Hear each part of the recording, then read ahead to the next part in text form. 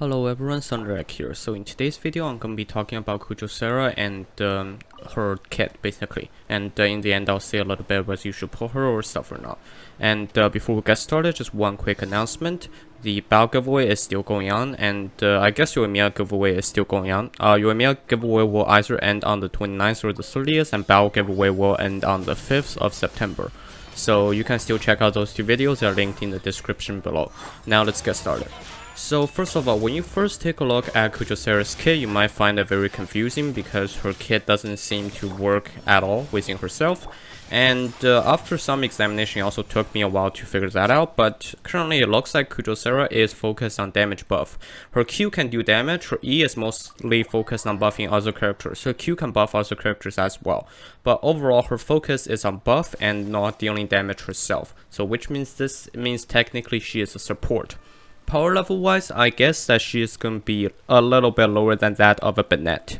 Mainly because Sara's Q is geared towards the electro characters only, and Sara can work with Raiden Shogun very well, especially if she is C6, but overall her flexibility is less than that of a Bennett because she can only buff characters, whereas Bennett can serve as buff, healing, and also pyro application on top of all of that. Sara can only serve as electro application and damage buff, that's it. So with that said, she might be considered as a more specialized version of Bennett. So if you're already doing Bennett with only buffing, then Sara can go more specialized in that route. Damage wise, the buff damage wise, we'll still have to see. There are some calculations online, but overall it still has to see because her E does require she doing a charge shot afterwards to get that buff. So with that said, the timing, the cycling wise, we still have to see. So this video is basically helping you understand her kit.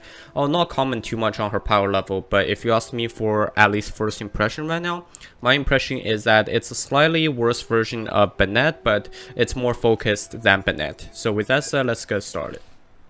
Before we get started, her stats progression first, so she'll need the Vajrata Admist Silver, basically the set of the electro gems that she'll need for Ascension, like any other electro character.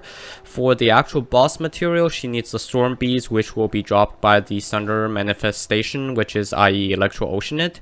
And the local specialty, she'll need Dendrobium, which can be easily found. There are 3 locations on the map. Basically, if you look near Kujou encampment, if you look near where Sara was fighting Goro in the main battlefield, and if you look near the Makukenki, you'll find a bunch of them. And of course, for mob material, she'll need the damage mask, which is the most common material in game, technically dropped from any Hilichos. And finally, she needs Mora for Ascension. As for actual Ascension stats, she ascends with attack %, which is okay. It's like a default support Ascension stats at this point. I will be skipping over her auto attack because you won't be using that at all you'll be using is a charge attack, but even if you're doing that, you're not doing it for damage, or you're doing it to trigger the passive of her E to buff more damage. Moving on directly into her E. Her E can be considered into 2 states. The first one is that she will immediately retreat backwards, sort of like Ganyu's E, and she will leave behind she will gain the status of the protection of the Crow Feather.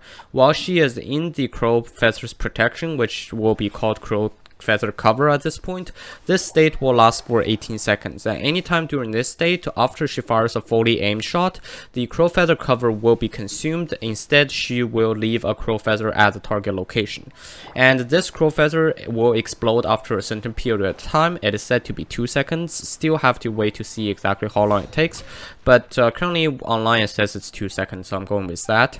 And afterwards, she will be able to deal this Crow Feather will deal electro damage, and after it deals electro damage, the active character will get a buff. So basically the 2 seconds or the X amount of time between the feather dropping and the feather exploding is the amount of time you have to switch characters, so that when the feather explodes, the active character on the field is no longer Kujou Sara. In this case, you get a buff.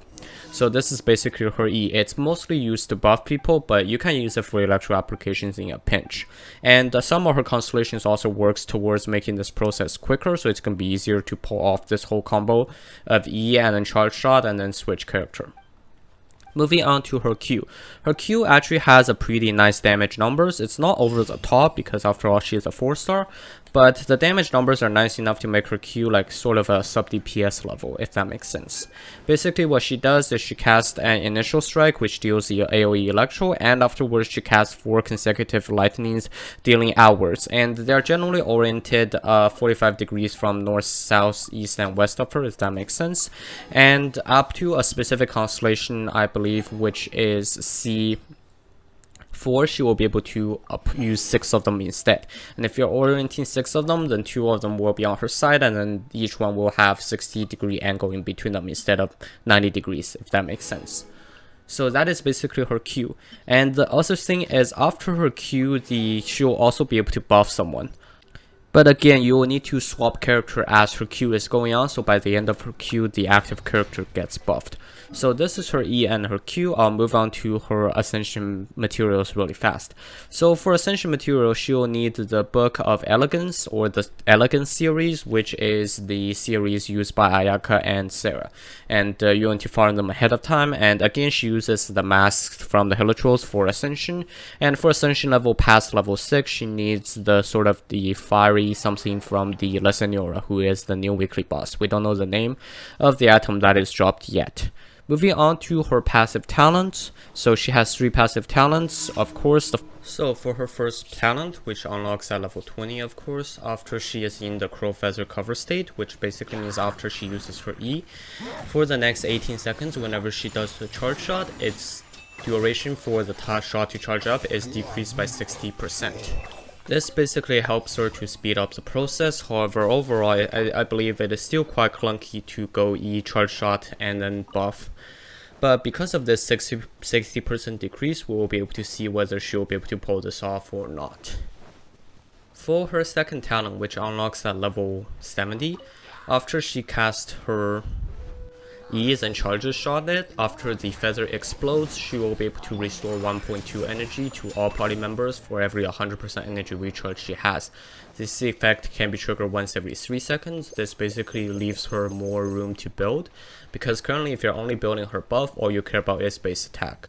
And this gives her the opportunity to build energy recharge, so you can have something to focus on instead of just building base attack, because we all know that base attack is only made up of her base attack and the base attack of the weapon. So if we're doing that, then there's nothing to build for her. This basically allows you to know that, oh, I need to stack fully on energy recharge for her, or I need to maximize energy recharge for her.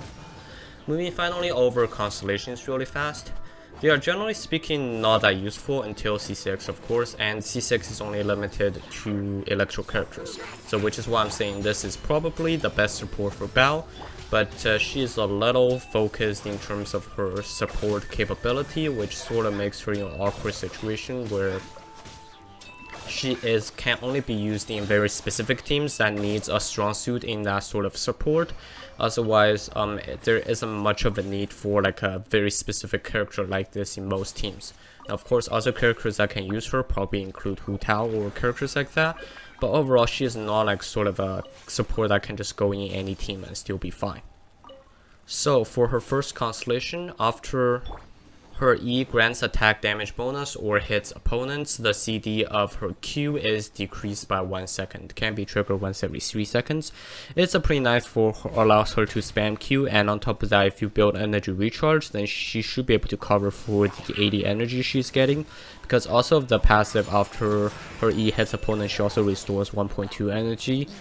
For every 100% energy recharge she has, so she's restoring energy particles at the same time as decreasing her QCD, which is pretty nice to make her into more of a sub DPS playstyle support, where she has the capability to spam Q on top of buffing people.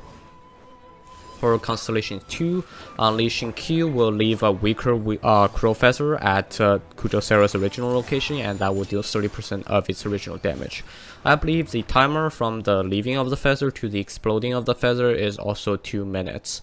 And this is also pretty nice because this allows you to essentially avoid the whole charge shot scenario. If you do not care about the damage, you just want to have something that leaves on the field, explodes in 2 seconds and buff someone, then this is pretty good to go. So basically after the Q, you just have to make sure you swap someone within 2 seconds.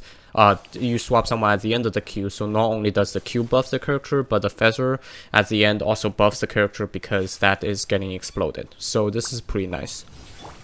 Moving on to C4, as I've explained before, the number of lightnings turns from 4 to 6 at her Q. It's just more damage and more AoE range.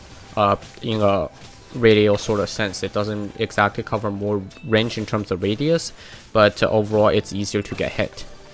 And finally, for her C6, which again is only used by electro characters, the electro damage of all characters who have their attack increased by her E also have their critical damage increased by 60%.